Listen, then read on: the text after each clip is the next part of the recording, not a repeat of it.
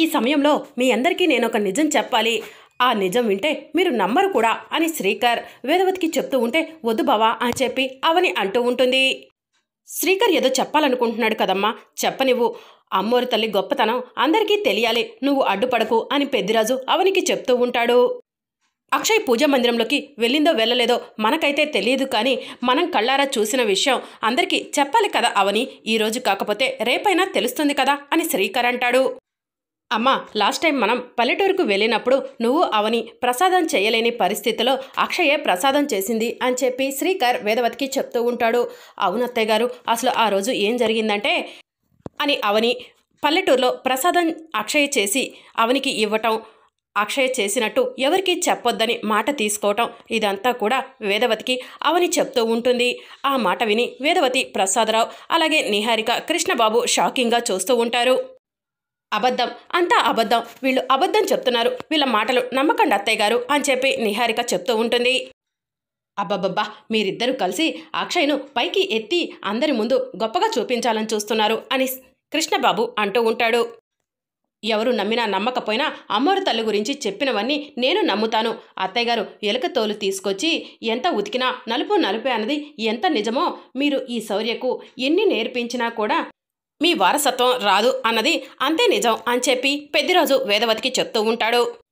మీరంతా నమ్మట్లేదు, కానీ అక్షయ మహిమల గురించి నాకు తెలుసు, నా కళ్ళారా నేను చూశాను. అక్షయ పూజ మందిరంలోకి వెళ్తుందని నేను శపథం చేస్తున్నాను అని పెద్దిరాజు వేదవతి, ప్రసాదరావుకు చెప్తూ ఉంటాడు. ఈ విషయాన్ని అంత ఈజీగా వదిలేది లేదు.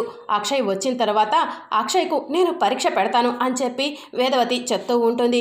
సరే అత్తయ్య గారు అని చెప్పి పెద్దిరాజు అంటూ ఉంటాడు. మరోవైపు అక్షయ నడుచుకుంటూ రోడ్డు మీద వస్తూ ఉంటుంది. అమ్మా, నేను నా కోసం ఎప్పుడు కూడా ఏమీ కోరుకోలేదు.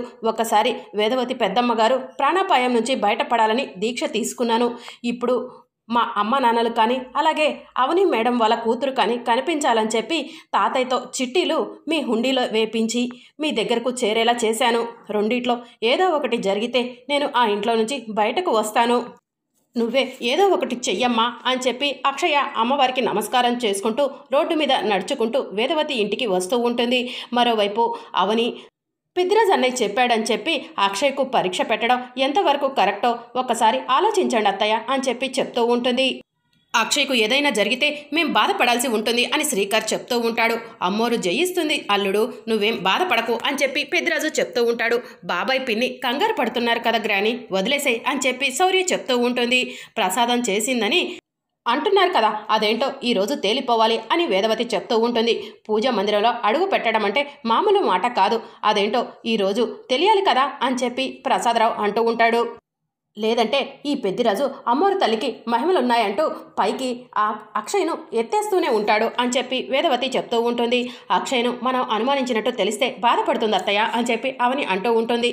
అలా అయితే అక్షయ్ వచ్చేసరికి ఎవరి పనుల్లో వాళ్ళుండండి, ఏదో పని మీద పూజా మందిరంలోకి వేదవతి అక్షయ్ను పంపిస్తుంది అని చెప్పి ప్రసాదరావు చెప్తూ ఉంటాడు. ఈ ఆలోచన ఏదో బాగుందండి అని వేదవతి చెప్తూ ఉంటుంది. అనవసరంగా ఇలాంటి ప్రయత్నాలన్నీ చేయకండి అత్తయ్య గారు అని చెప్పి నిహారిక చెప్తూ ఉంటుంది. ఇప్పుడు ఎవరు ఏం చెప్పినా నేను వినను అని చెప్పి వేదవతి చెప్తుంది. అదిగో అమ్మోరు తల్లి వస్తుంది అని పెద్దిరాజు అక్షయ్ను చూసి వేదవతి వాళ్ళకు చెప్తూ ఉంటాడు. వెళ్ళండి, ఎవరి పనుల్లో వాళ్ళు ఉండండి అని చెప్పి ప్రసాదరావు చెప్పడంతో అక్కడి నుంచి అందరూ కూడా పక్కకు వెళ్ళి పనులు చేస్తున్నట్టు అక్షయ్ను గమనిస్తూ యాక్టింగ్ చేస్తూ ఉంటారు. ఇక నిహారిక, కృష్ణబాబు పక్కకు వెళ్ళి మనం ఇన్ని రోజులు దాచిపెట్టిన విషయం ఇప్పుడు బయటపడబోతుంది, ఏం చేద్దాం అని చెప్పి కృష్ణబాబు నిహారికతో అంటూ ఉంటే, ఇప్పుడు అది నిజంగానే పూజా మందిరంలోకి వెళ్తుంది, ఇక అత్తయ్య గారు దాన్ని ఆకాశానికి ఎత్తేస్తారు అని నిహారిక చెప్తూ ఉంటుంది. ఇక మరోవైపు అక్షయ్ ఇంట్లోకి రాగానే ఎక్కడికి వెళ్ళావమ్మా అని ప్రసాదరావు అడుగుతూ ఉంటాడు. తాతయ్యను కలవటానికి గుడికి వెళ్ళాను అని చెప్పి అక్షయ్ చెప్తూ ఉంటుంది. అమ్మ అక్షయ, ఒక చిన్న సహాయం చేస్తావా అని వేదవతి అడుగుతూ ఉంటుంది. ఏంటో చెప్పండి పెద్దమ్మగారు అని చెప్పి అక్షయ అడుగుతూ ఉంటుంది. పూజా మందిరంలోకి వెళ్ళి కుంకుమబరిని తీసుకొస్తావా అని వేదవతి అడుగుతూ ఉంటే, అంతేనా, ఇప్పుడే వెళ్ళి తీసుకొస్తాను అని చెప్పి అక్షయ పూజా మందిరం దగ్గరికి వెళ్తూ ఉంటుంది. అందరూ కూడా చాలా టెన్షన్ పడుతూ అక్షయ్ వైపు చూస్తూ ఉంటారు. అమ్మోరు తల్లి తీసుకొస్తుంది, తప్పకుండా తీసుకొస్తుంది అని పెద్దిరాజు అంటూ ఉంటాడు. ఇక అక్షయ పూజా మందిరం దగ్గరకు వెళ్ళి మెల్లగా పూజా మందిరంలో అడుగు పెట్టబోతూ ఉంటే అమ్మవారి విగ్రహం దగ్గర నుంచి ఏదో మెరుపు గడప దగ్గరకు వస్తుంది. ఇక అక్షయ గడప దాటి పూజా మందిరంలోకి అడుగు పెట్టబోతూ ఉంటే ఇక అప్పుడు మంటలు వస్తూ ఉంటాయి. అక్షయ షాకింగ్గా వెనక్కి వెళ్ళిపోతుంది. మళ్ళీ కాసేపటికి అక్షయ పూజా మందిరంలో అడుగు పెట్టబోతూ ఉంటే అప్పుడు కూడా మంటలు వస్తూ ఉంటాయి. ఇక అక్షయ భయంతో పరిగెత్తుకుంటూ వేదవతి వాళ్ళ దగ్గరకు వెళ్తుంది. వేదవతి వాళ్ళు షాకింగ్గా చూస్తూ ఉంటారు. ఇదంతా చూస్తున్న నిహారిక, కృష్ణబాబు, శౌర్య చాలా సంతోషపడుతూ ఉంటారు. ఏంటి కుంకుమబర్ని తీసుకురాలేదు అని వేదవతి అడుగుతూ ఉంటుంది. క్షమించండి పెద్దమ్మగారు, పూజ మందిరంలో అడుగు పెడుతూ ఉంటే గడప దగ్గర మంటలు వస్తున్నాయి అని చెప్పి అక్షయ్ చెప్తూ ఉంటుంది. అదేంటమ్మా, ఇంతకుముందు నువ్వు పూజా మందిరంలోకి వెళ్ళావు కదా అని పెద్దిరాజు అంటూ ఉంటాడు. ఇక చాలు ఆపు పెద్దిరాజు అని చెప్పి వేదవతి గట్టిగా అరుస్తుంది. అమ్మ అక్షయ, ఇంతకుముందు పూజా మందిరంలోకి వెళ్ళావు కదా, నిజం చెప్పు అని పెద్దిరాజు అంటూ ఉంటే ఇంతకుముందు వెళ్ళానండి, ఇప్పుడు వెళ్ళలేకపోతున్నాను అని చెప్పి అక్షయ్ చెప్తూ ఉంటుంది.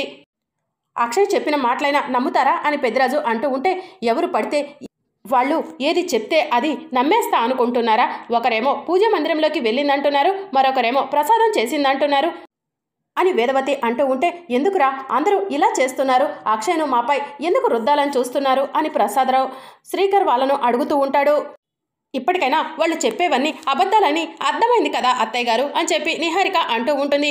ఎవరు మోసగాళ్ళో ఇప్పటికైనా అర్థమైందమ్మా అని కృష్ణబాబు అంటూ ఉంటాడు. మన ఇంట్లో జరిగే అన్ని గొడవలకు కారణం ఈ అక్షయే. ఈ అక్షయ్ను ఇంట్లో ఉంచడానికి వీల్లేదు. ఈ అక్షయ్ను మెడపట్టి బయటకు గెంటేయాలి, రావే రా అని చెప్పి శౌర్య అక్షయ్ను లాక్కెళ్ళి గుమ్మం బయటకు నెట్టేస్తుంది. ఇక అప్పుడే పూజారి గారు వచ్చి జరుగుతుందంతా కూడా చూస్తూ ఉంటారు. అక్షయ్ను శౌర్య బయటికి నెట్టేసరికి పూజారి గారు అక్షయ్ను పట్టుకొని అమ్మా అక్షయ అని చెప్పి బాధపడుతూ ఉంటారు. ఇక పూజారి గారు అక్షయ్ని తీసుకొని లోపలికి వచ్చి ఏంటమ్మా వేదవతి గారు ఇదంతా, అసలు నా మనవరాలు ఇలాంటి పరిస్థితిలో మీ ఇంట్లో ఉంటుందా? నా మనవరాలు ఏం చేసిందని ఇంట్లో నుంచి బయటకు గెంటేశారు. నా మనవరాలకి బట్టలు సంచిద్దామని నేను లోపలికి వచ్చాను కాబట్టి సరిపోయింది, లేకపోతే నాకు ఇదంతా తెలిసేది కాదు. అసలు నా మనవరాలు ఏం చేసింది అని పూజారి గారు వేదవతిని అడుగుతూ ఉంటే మీ మనవరాలు గొప్పదని పొగిడారు, అందుకే పరీక్ష పెట్టాం అని చెప్పి శౌర్య పంతులు గారికి చెప్తూ ఉంటుంది. ఇక జరిగిన విషయం అంతా కూడా అవని పంతులు గారికి చెప్తూ ఉంటుంది. అమ్మ వేదవతి గారు, మీరు నమ్మినా నమ్మకపోయినా నా మనవరాలు అక్షయ్కు అమ్మవారి అనుగ్రహం ఎప్పుడూ ఉంటుంది. అలా అని చెప్పి నా మనవరాల్ని అమ్మవారికి బలివ్వాలనుకుంటున్నారా? నా మనవరాలు ఈ ఇంట్లో ఉండటం మీ అందరికీ ఇష్టం లేకపోతే ఇప్పుడే నా మనవరాల్ని తీసుకెళ్ళిపోతాను అని చెప్పి పూజారి గారు బాధపడుతూ ఉంటే ప్లీజ్ పూజారి గారు, నేను చెప్పేది ఒక్కసారి వినండి. అక్షయ్ను వదులుకోవడానికి నేను సిద్ధంగా లేను. ఎన్ని గొడవలు జరిగినా సరే అక్షయ మా బిడ్డగా ఈ ఇంట్లోనే ఉంటుంది అని చెప్పి అవని చెప్తూ ఉంటుంది. ఇప్పుడు జరిగిన దానికి నేను మీకు క్షమాపణ చెప్తున్నాను అని అవని చేతులెత్తి పూజారి గారికి నమస్కారం చేసి క్షమాపణ చెప్తూ ఉంటుంది. ఇప్పుడే అక్షయ గుడి దగ్గరకు వచ్చి నీకు బిడ్డ దొరకాలని చెప్పి అమ్మవారి ముందు చిట్టీలు వేసొచ్చిందమ్మా అని పంతులు గారు చెప్తూ ఉంటారు. ప్లీజ్ పంతులు గారు, ఈ ఒక్కసారికి మమ్మల్ని క్షమించి అక్షయ్ను ఇక్కడే ఉంచండి అని అవని బ్రతిమలాడుతూ ఉంటే నేను అక్షయ్తో మాట్లాడతాను, ఆ తర్వాత అక్షయ్ను ఇక్కడ ఉంచాలో లేదో నిర్ణయించుకుంటాను. అమ్మ అక్షయ ఇలా రా అని చెప్పి పంతులు గారు అక్షయ్ను పక్కకు తీసుకెళ్తారు. అమ్మా అక్షయ, ఇన్ని అవమానాల మధ్య నువ్వు ఉండటం అవసరమా? మన ఇంటికి వెళ్ళిపోదాం రామ్మా అని చెప్పి పూజారి గారు అక్షయ్ను అడుగుతూ ఉంటారు. అక్కడ కావేరి ఆంటీ ఉంటుంది కదా, కావేరి ఆంటీ నన్ను చూస్తే సహించదు కదా.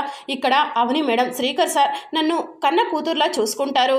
నేను ఇక్కడే ఉంటాను తాతయ్య అని అక్షయ్ చెప్తూ ఉంటుంది. సరే అమ్మా, నువ్వు ఇంతకుముందు పూజా మందిరంలో అడుగు పెట్టావా అని పంతులు గారు అడుగుతూ ఉంటారు. ఇంతకుముందు 2 సార్లు పూజా మందిరంలో అడుగు పెట్టాను తాతయ్య, ఇప్పుడు ఎందుకు పూజా మందిరంలోకి వెళ్లకుండా అమ్మవారు అడ్డుకుంటుందో నాకైతే అర్థం కావట్లేదు. అంతేకాదు పల్లెటూరులో ప్రసాదం కూడా చేశాను అని అక్షయ్ చెప్తూ ఉంటుంది. అమ్మవారి లీలలు ఎలా ఉంటాయో ఎవరికీ అర్థం కాదమ్మా అని చెప్పి పంతులు గారు చెప్తూ ఉంటారు. అవును, నువ్వు వచ్చేటప్పుడు ఏమైనా జరిగిందమ్మా అని చెప్పి పంతులు గారు అడుగుతూ ఉంటే అక్షయ కాసేపు ఆలోచిస్తూ ఉంటుంది. ఇక అప్పుడు అక్షయ నడిచి వస్తూ ఉంటే ఒక ఆవిడ వాళ్ళ అమ్మాయికి జ్వరం తగిలి తగ్గకపోవడం వల్ల పాపకు దిష్టి తీసి ఆ నిమ్మకాయలు ఎర్ర నీళ్లు తీసుకొచ్చి దారిలో పోస్తుంది. అక్షయ ఏదో ఆలోచించుకుంటూ ఆ దిష్టి తీసిన నిమ్మకాయలు ఎర్ర నీళ్లను తొక్కుతుంది. గుర్తొచ్చింది తాతయ్య, ఒక ఆవిడ ఏవో ఎర్ర నీళ్లు పోస్తే వాటిని తొక్కాను అని చెప్పి అక్షయ్ చెప్తూ ఉంటుంది.